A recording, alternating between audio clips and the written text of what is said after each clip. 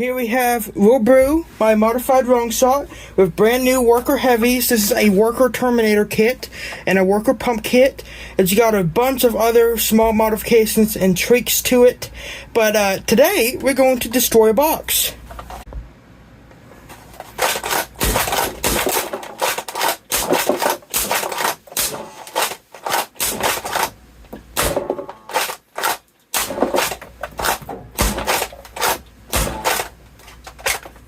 Reload time.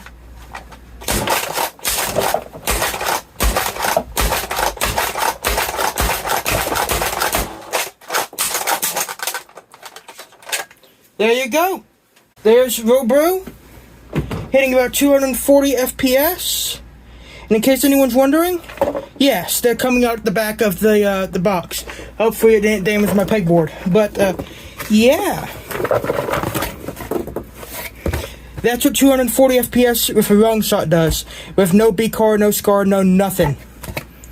Yeah.